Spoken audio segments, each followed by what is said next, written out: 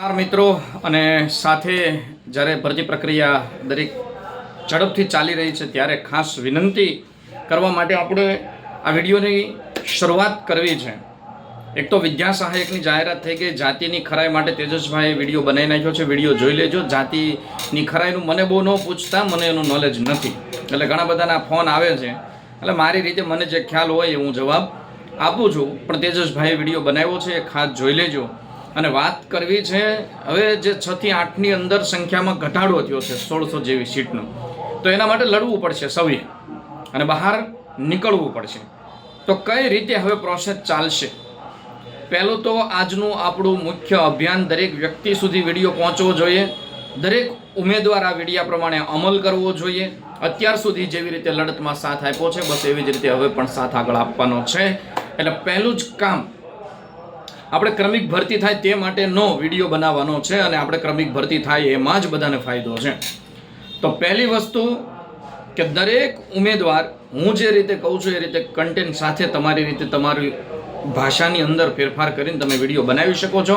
પણ સોમવાર સુધીમાં આ વિડીયો મને મળી જવો જોઈએ, અથવા તો ગ્રુપમાં કોઈ પણ જગ્યાએ મળી જવો જોઈએ. તમારા સાથ સહકારની આશા કે મંગળવાર સુધીમાં જો ધોરણ 9 થી 12ની અંદર કોઈ સમાચાર નહીં આવે અને જો ક્રમિક ભરતી કરવામાં નહીં આવે ને 9 થી 12ની ભરતી પ્રક્રિયા ઝડપી બનાવવામાં નહીં આવે ને એની પ્રોસેસ શરૂ કરવામાં નહીં આવે, તો બુધવાર પછી દરેક ઉમેદવારો ગાંધીનગરની અંદર ગમે ત્યારે આંદોલનનું આયોજન કરશે.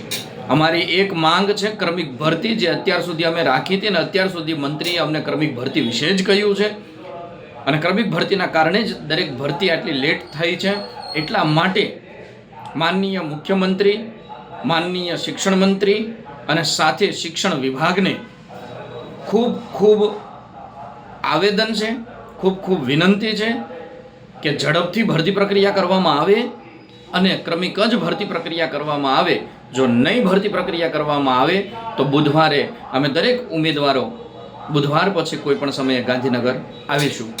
આવો એક નાનકડો એવો વિડીયો તમારી રીતે તમારા કન્ટેન્ટનો, તમને જે રીતે યોગ્ય લાગે તે રીતે, પણ મુખ્ય મુદ્દા ક્રમિક ભરતી અને 9 થી 12ની ભરતી પ્રક્રિયાનું જે કંઈ પણ અપડેટ છે એ મંગળવાર સુધીમાં આપવામાં આવે. જો આપવામાં નહીં આવે અને ક્રમિક ભરતી વિશે વિચારવામાં નહીં આવે, કારણ કે જો મંગળવાર સુધીમાં અપડેટ નહીં આવે તો વિદ્યા સહાયકની તારીખો બહાર પડી ગઈ છે, એ પ્રમાણે પ્રોસેસ થવા મળશે, તો ક્રમિકનો લગભગ આપણને કોઈ લાભ મળશે નહીં. તો પહેલાં ફક્ત ને ફક્ત 11-12ની કરવામાં આવે, ત્યાર પછી 9-10ની ભરતી કરવામાં આવે અને ત્યાર પછી 6 થી 8ની ભરતી કરવામાં આવે અને 1 થી 5ની ભરતી કરવામાં આવે, તો સીટ પણ ન બગડે અને દરેક ઉમેદવારો લાગી શકે. બીજી વાત રહી કે ભરતી પ્રક્રિયા જે થઈ રહી છે, જે જગ્યાઓ બહાર આવી એમાં કચ્છની સ્પેશિયલ ભરતીની જે જગ્યાઓ બહાર આવી, એ કચ્છની સ્પેશિયલ ભરતીની અંદર ધોરણ 6 થી 8ની અંદર 1600 જેવી જગ્યાઓની ઘટ જે જાહેરાત કરી એમાંથી આવે છે. તો આના માટે દરેક વ્યક્તિએ, દરેક ઉમેદવારે આવેદનો કરવા પડશે, નિવેદનો કરવા પડશે, રજૂઆત કરવી પડશે અને એક વિડીયો બનાવવો પડશે. આજ સુધી એક પણ વિડીયો આવ્યો નથી. તો તમે કઈ રીતે કહી શકો કે લડત લડશો? ગાંધીનગર છે તો તમારી સાથે આવશે, પણ એક જ્યારે મોટું આયોજન થશે ત્યારે આયોજનની અંદર આપણે સૌ જોડાઈને જો જગ્યા વધારો થઈ શકે એમ હોય તો એ જગ્યા વધારા માટે આપણે રજૂઆત કરીશું. બાકી લગભગ તો એનું મહેકમ જે છે એ પ્રમાણે 6 થી 8માં જગ્યાઓ ખૂબ ઓછી ખાલી છે. એટલે કઈ રીતે વિચારવાનું છે આપણે બધા સાથે મળીને વિચારીશું. પણ કમસે કમ એક આ વિડીયો અભિયાનની અંદર સાથ આપો. દરેકે ક્રમિક ભરતી માટે ફરજિયાત વિડીયો બનાવવાનો છે અને વિડીયો ગ્રુપની અંદર મોકલવાનો છે. અને આ અભિયાન આપણે ટ્વિટર અભિયાન, જો મંગળવાર સુધીમાં અપડેટ નથી આવતું તો આ ટ્વિટર અભિયાન અને વિડીયો અભિયાન ચલાવીશું અને બુધવાર પછી ગમે ત્યારે આપણે ગાંધીનગરની તારીખ જાહેરાત કરીશું. જો ભરતીનું કોઈ પણ પ્રકારનું અપડેટ નથી આપતા તો જો ધક્કો નહીં મારો તો મને નથી લાગતું કે આ ભરતી સત્વરે પૂરી થાય. પૂરી કરવા માટે મારે તમારે સૌએ જાગૃત બનવું પડશે, લડાઈ લડવી પડશે. હજી પણ શાળામાં જ્યાં સુધી હાજર ન થઈએ ને ત્યાં સુધી લડાઈ શરૂ રાખવી જ પડશે. એટલે જે મોરચે જે કાર્ય કરવાનું કહેવામાં આવે એ કાર્યને સફળતાપૂર્વક પાર પાડો. જો આ વિડીયો પૂરતા આવશે તો આપણે આગળ અભિયાન ચલાવીશું. કારણ કે ક્રમિક ભરતીમાં જ ફાયદો છે, આમાં ફક્ત મારો એકનો ફાયદો નથી.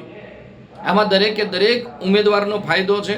દરેક ઉમેદવારને સીટ મળશે. કોઈ એક ઉમેદવાર પણ પોતાની નોકરીથી રહી ન જાય મળતા ક્રમિકના અભાવે, અને તમને તમારી પસંદગીનું સ્થળ ન મળે એવું આપણે નથી ઈચ્છતા. નો ડાઉટ ઇતિહાસની સૌથી મોટી ભરતી છે, અને ઇતિહાસમાં જ્યારે આવડી મોટી ભરતી થઈ હોય ત્યારે થોડું ઘણું યોગદાન મારું તમારું સૌનું હોવું જોઈએ. થોડી ધીરજ રાખીને આપણે જોઈએ. નો ડાઉટ સરકાર ક્રમિકનું જ હજુ પણ કહે છે. આપણને આશા છે ક્રમિક જ કરશે, પણ ક્રમિક કરવા માટે તારીખો પ્રમાણે ચાલવું બહુ જરૂરી છે, નહીંતર જૂન મહિનામાં પણ આપણે હાજર થઈશું નહીં. દરેક વ્યક્તિને ભોગવવાનું આવશે. એટલા માટે આ વિડીયો અભિયાનની અંદર વધુને વધુ આપણે જોડાઈએ, વધુને વધુ વિડીયો બનાવીએ, વધુને વધુ વિડીયો ગ્રુપમાં મૂકીએ. આપણે કોઈ આતંકવાદી કૃત્ય કરતા નથી, આપણે કોઈ ગુંડાગર્દી કરતા નથી. આપણે ફક્ત ને ફક્ત જાગૃતતા માટે એક વિડીયો બનાવવાનો છે. અને ઉમેદવાર તરીકે જો તમે એક વિડીયો પણ ન મોકલી શકતા હોય તો તમારા માટે ભગવાન પણ લડવા આવે નહીં, ભગવાન પણ તમને સાથ આપે નહીં. કારણ કે આપણી લડાઈ આપણે લડવી પડે. આપણી લડાઈ લડવા માટે આપણે પ્રયત્ન કરવો પડે. જો તમે પ્રયત્ન નથી કરતા તો તમને એટલું જ મળે છે જેટલું પ્રયત્ન કરનારે છોડી દીધું હોય છે. એટલે જો તમે મેળવવા માંગો છો, ભરતી પ્રક્રિયા ઝડપી કરવા માંગો છો, ભરતી પ્રક્રિયા ક્રમિક કરવા માંગો છો, જગ્યા વધારો સારો આવે અને જે જગ્યાઓ બહાર પડી છે એનો પૂરેપૂરો લાભ દરેક વ્યક્તિને જો તમે આપવા માંગતા હોય તો તમને નમ્ર અરજ છે કે વિડીયો બનાવીને મોકલો. ટ્વીટ કરવાનું કહેવામાં આવે તો ટ્વીટ કરો. શા માટે ઘરે બેઠા પણ તમે સોશિયલ મીડિયાની અંદર પણ કાર્ય નથી કરી શકતા? તમને કોઈનો ડર છે? તમે આતંકવાદી છો? તમે ખરાબ કૃત્ય કરો છો? નહીં. તમે ફક્ત જાગૃતતાનું કાર્ય કરો છો, તમારા હકની લડાઈ લડો છો, ભરતી માટે લડો છો, ગુજરાતના બાળકોના શિક્ષણ માટે લડો છો. તો હું તમને એટલું જ કહું છું કે આ લડત દરેક વ્યક્તિની છે, દરેક ગુજરાતના નાગરિકની છે. એટલે વિડીયો બનાવવામાં સહેજે શરમ રાખવાની નથી. ક્રમિક ભરતીને લઈને, તારીખ જાહેર થાય લઈને, નવી અપડેટ આપે એને લઈને વિડીયો બનાવવાનો છે, દરેક ગ્રુપમાં મૂકવાનો છે, અને આ મારો વિડીયો દરેક વ્યક્તિ સુધી પહોંચે એવો પ્રયાસ પણ આપણે કરવાનો છે, જેથી કરીને કોઈ પણ વ્યક્તિ એમ ન કે અમને વિડીયો બનાવવાની માહિતી નહોતી, અમારે વિડીયો બનાવવાનો હતો પણ અમને ખ્યાલ નહોતો, એવું ન બનવું જોઈએ. એટલે આપણે સૌ વિડીયો બનાવવામાં લાગી જાઓ. બાકી ભરતી પ્રક્રિયા એકદમ કાચબાની ગતિએ ચાલશે ને ન ચાલે એટલા માટે થોડો પ્રયાસ કરવો પડશે. તો ચાલો સાથે મળીને થોડોક પ્રયાસ કરીએ. બીજું જે કાંઈ ક્વેરી છે તમને ગ્રુપમાં નંબર આપી દીધા છે ગુજરાત શિક્ષિત યુવા સમિતિની. એ ક્વેરી ઉપર તમે મેસેજ કરી શકો છો. જે જાણવા મળશે એ તમને આપણે સોલ્વ કરાવીશું. અને એક વખત જે પણ સરકારે પત્રો આપ્યા હોય, ઠરાવો આપ્યા હોય એનો અભ્યાસ કરો ને તો તમારી દરેક ક્વેરી સોલ્વ થઈ જાય છે. જો અભ્યાસ કરો તો તમે ડાયરેક્ટ તૈયાર વસ્તુ જ માંગો છો કે ભાઈ આનું શું થાય, આનું શું થાય, આનું કહી દો. ક્યારેક અભ્યાસ તો કરો કે આની અંદર શું શું ડિટેલ આપી છે, એમાંથી મને શું લાગુ પડે છે. ઓકે, મને આ લાગુ પડે છે, મારી પાસે છે નથી, તો એનો ઓપ્શન શું છે, તો કે આ છે. એ પ્રમાણે કાર્ય કરો એટલે પૂરું થઈ જાય. તો આટલું ખાસ વિનંતી કે આટલું કાર્ય કરો, વિડીયો બનાવો, ગ્રુપમાં મૂકો. આપણે મંગળવાર સુધી રાહ જોઈએ. મંગળવારે જો કોઈ અપડેટ ન આવી તો આપણે ટ્વિટર અભિયાન, વિડીયો અભિયાન અને આગળની પ્રક્રિયા હાથ ધરીએ. મને આશા છે કે આપ સૌ સાથ સહકાર આપશો. જય હિન્દ, જય ભારત.